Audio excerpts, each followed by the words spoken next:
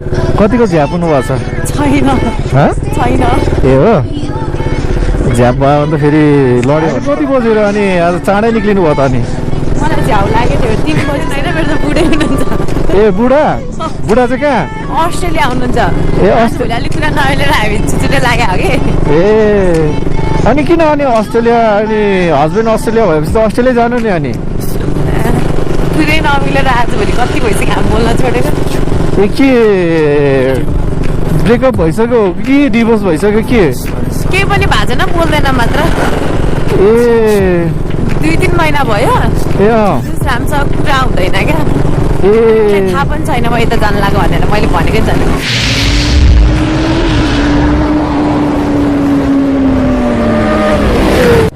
Hello नमस्ते welcome back to my new blog. I hope हजुरहरू आराम सन्चै हुनुहुन्छ होला होइन? म पनि सन्चै छु होइन? सधैँ जस्तो हजुरहरूलाई राइड ब्लग देखाउनुको लागि म चाहिँ अहिले इन्टरबाट रिक्वेस्ट पनि एक्सेप्ट गरिसकेको छु र उहाँलाई लिनको लागि लोकेसनमा जाँदैछु होइन? अनि उहाँको लोकेसन चाहिँ यतै छ होइन? अब हेरौँ खोइ त तपाईँको लोकेसनमा त तपाईँ हुनुहुन्न त? तपाईँ त्यो उता जेबी रोडतिरै हो कि क्या हो?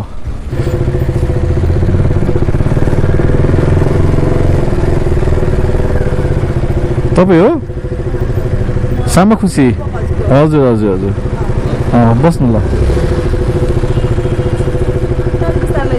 हजुर ए हुन्छ ए वान साइड बस्नुभएको ए ल हुन्छ मलाई समाउनु ल लड्नु चाहिँ नलड्नु है लड्दिन कतिको झ्याप हुनुभएको छ? छैन छैन ए हो झ्याप भयो भने त फेरि लड्यो भने त फेरि यस्तो हुन्छ नि त तपाईँलाई भन्दा पनि हामीलाई टेन्सन हुन्छ क्या भरे 100 रुपियाँकोले गर्दाखेरि होइन दबाई पानी गर्नु पर्दा नि त गाह्रो हुन्छ नि त आमा कस्तो जाम हौ यो बाटो छैन र यता बाटो गयो नि भइहाल्यो त यो बाटो त लास्टै जाम छ दाइ तपाईँलाई लोकेसनमा चाहिँ यता देखाइरहेको थियो क्या अनि त्यही भएर म चाहिँ उता हेर्दै थिएँ क्या यता देखाइरहेको थिएँ क्या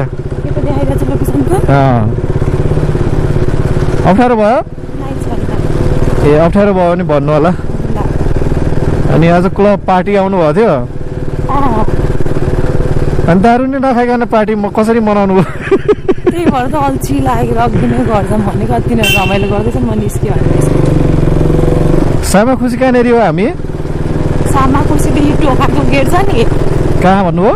टोखा ए टोखा सामा खुसी टोखाको गेटभित्र छिर्ने अलिकति बाटै छ ए टोखा बाटो जानुपर्छ? हजुर ए ल अनि यसो क्लब सलब आउनुभयो कुन क्लब छिर्नुभयो आज? सेनेट सेनेटमा त 6 बजीसम्म 7 बजीसम्म मान्छे हुन्छ त्यहाँ बिहानसम्म मान्छे हुन्छ अहिले कति बजेर अनि आज चाँडै निक्लिनु भयो त अनि?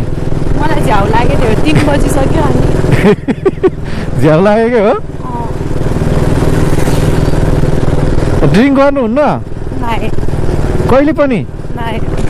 ए ड्रिङ्क नगरिकन त अनि क्लबमा त के मजा हुन्छ र हौ सिस्टर? अनि त्यही भएर झ्याउ मान्छु पहिलादेखि नखानु भएको कि? कहिले खाँदैन ए क्लब चाहिँ आइराख्नुहुन्छ? क्लब चाहिँ आउने ड्रिङ्क चाहिँ नगर्ने? बाटो पनि केही यस्तो छ अनि घर चाहिँ कता पर्यो यता? मेरो घर पश्चिम हो दाइ पश्चिम कहाँनिर? दैलेख ए दैलेख हजुरको? मेरो त अनि यहाँ चाहिँ के गर्नुहुन्छ? म यहाँ बाहिरको लागि ट्राई गरिरहेको ए कुन ठाउँ जाँदै हुनुहुन्छ साँच्ची? युके कुन भिसामा? हजुर कुन भिसामा जाँदै हुनु? हजुर वर्किङ हो ए वर्किङमा कुन ठाउँ भन्नुभयो? युके ए युके हजुर युकेमा वर्किङमा लान्छ है? 2 इयर्सको हुन्छ हो र? कति लाग्ने खर्च कति अरे? 12 कुन ठाउँबाट गर्नुभएको तपाईँले? मैले यहाँदेखि नेपालगञ्जदेखि गरेको मेरो यहाँ काम सिक्नलाई मात्रै आएको म यहाँ ए नेपालगञ्जबाटै गर्नुभएको? ए काम के रहेछ? काम चाहिँ मैले उसको मेकअप पनि सिकिरहेको छु अनि बाजिसा पनि ए अनि युकेमा त त्यो सिजनल भिसाहरू मात्रै हुन्छ भनेर जस्तो सुन्थेँ मेरो दिदी पनि हुनुहुन्छ नि त खै म पनि ट्राई गरौँ भनेको सिस्टर भिसै लाग्दैन हौ वक्क लागिसकिसक्यो नेपाल बस्दा बस्दा कति ज्याउ हुन्छ अनि यो भएन भने चाहिँ दिदीले उतैबाट पठाइदिन्छु भन्नुभएको छ क्या ए दिदी चाहिँ उतैको सिटिजन हो कि उहाँ पनि उयसमा जानुभएको हो उहाँकै ऊ हो दिदी चाहिँ ए उतैको हुनुहुन्छ ए भिजा लाग्न कति गाह्रो हुन्छ नै हुँदैन अनि एक्लै जाँदै हुनुहुन्छ कि बोयफ्रेन्डसँगै जाँदै हुनुहुन्छ हजुर एक्लै जाँदै हुनुहुन्छ कि बोयफ्रेन्डसँगै जाँदै हुनुहुन्छ बोयफ्रेन्ड होइन मेरो त बुढै हुनुहुन्छ ए बुढा बुढा चाहिँ कहाँ अस्ट्रेलिया हुनुहुन्छ ए भोलि अलिक कुरा नमिलेर हामी छुट्टै लाग्यो हो कि ए अनि किन अनि अस्ट्रेलिया अनि हस्बेन्ड अस्ट्रेलिया भएपछि त अस्ट्रेलिया जानु नि अनि कुरै नमिलेर आजभोलि कति भइसक्यो हामी बोल्न छोडेको ए के ब्रेकअप भइसक्यो कि डिभोर्स भइसक्यो के केही पनि भएको छैन बोल्दैन मात्र ए 2-3 महिना भयो ए राम्रोसँग कुरा हुँदैन क्या